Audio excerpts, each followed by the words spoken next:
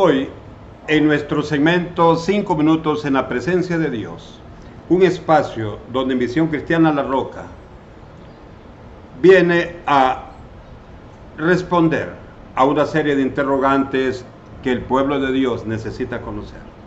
Es por ello que esta tarde queremos hablar sobre la interrogante: ¿fue Pedro el primer papa de Roma?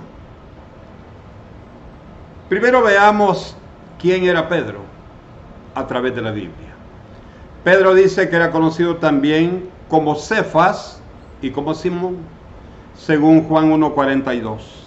También era hermano de Andrés, según Juan 1:40, hijo de Jonás, Mateo 16:17, vivía en Betania. Juan 1:44, era pescador de oficio. Mateo 4:18, era casado, según Marcos 1:29-31 y Mateo 8:14 y 15. Y también lo explica Lucas capítulo 4, versículo 38 al 39.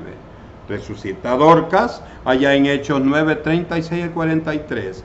Y es uno de los principales exponentes en el concilio en Jerusalén en el año 50, según Hechos 15:6. Y también lo dice allá en Gálatas 2:8 y 9. Nos explica que él, igual que Juan y lo mismo Santiago o Jacobo, eran considerados columnas del templo en Jerusalén. Ahora preguntémonos, ¿por qué la religión católica romana, conocida como la madre de las rameras, según el libro de Apocalipsis, capítulo 17, versículo 5, considera que Pedro fue el primer papa? Definitivamente por una mala exégesis, una mala interpretación hecha a la cita bíblica del Evangelio de Mateo, allá en el capítulo 16, versículo 13 al 20.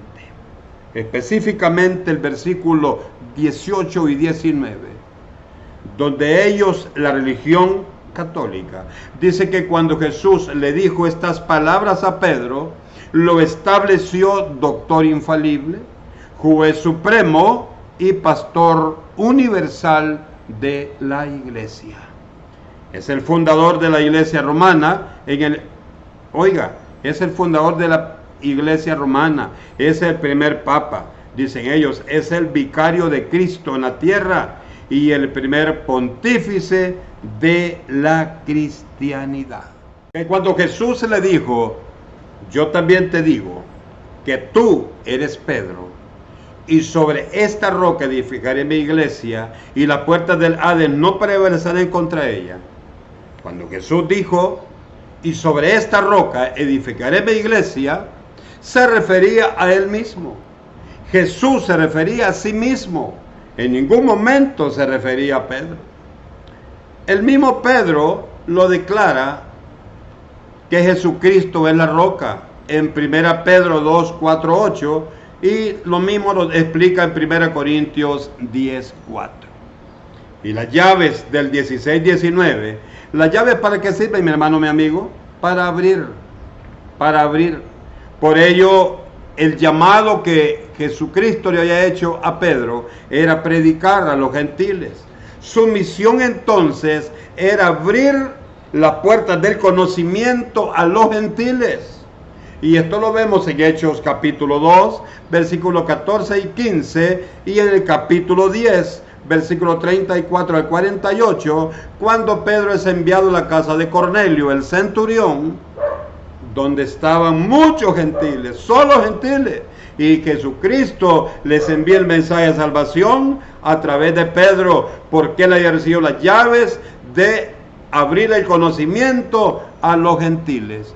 Entonces, una vez más nos preguntamos, ¿fue Pedro el primer papa? ¿Tuvo sucesores en el cargo? ¿El dogma católico sobre la primacía papal tiene fundamento bíblico? Por supuesto que no.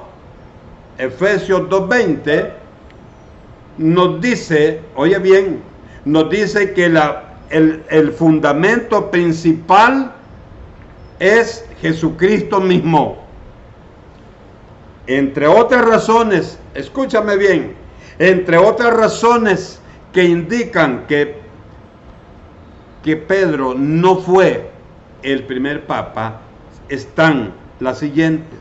1. Pedro tuvo esposa. Y el celibato obligatorio, un dogma del catolicismo romano, esto no lo permite.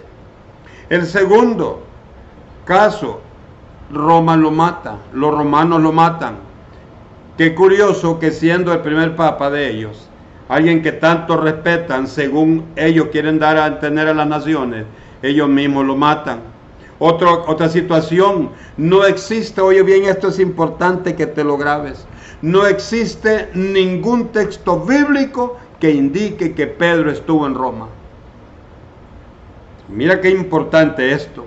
El primer registro que confirma el título de papa aparece ya por el año 296 al 304. Y Pedro muere en el año 34 a 37, si tú ves la historia. Otro aspecto importante es que la historia nos dice que el primer papa fue León I, no fue Pedro. Escucha esto. En el primer concilio Vaticano, celebrado el 18 de julio del año 1870, el Vaticano acuerda y dice que el obispo de Roma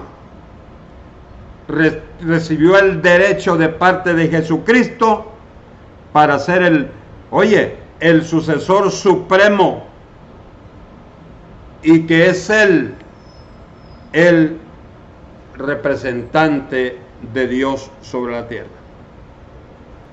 Y lo peor también esto, dice que si alguno de sus fieles no lo creen, no lo aceptan, dice que es excomulgado y es declarado anatema. ¿Sabes tú qué es anatema? Maldito. Dicen ellos, si no cree, nuestra feligresía no cree lo que hemos acordado en el Concilio Vaticano, esta persona es anatema. ¿Te das cuenta de una cosa? El hombre quiere hacernos creer lo que no es y lo que no viene de Dios. Por eso el llamado esta tarde es para los sacerdotes, para los obispos, los arzobispos, los cardenales y el mismo Papa. Háblenle la verdad a las naciones, díganle la verdad a la gente, porque si ustedes están mintiéndole, el juicio viene de parte de Dios, porque son ustedes los responsables que muchas personas del mundo vayan a sufrir al lago de fuego y azufre, que es el infierno mismo. Pues es el llamado que les hago en nombre de Jesucristo. Solo la verdad nos hará libres. Hablemos la verdad para que Dios nos bendiga ahora y nos bendiga siempre. Esta tarde no tengo más que decirle y desearle muchas bendiciones de parte de Dios para ti que te has conectado con nosotros.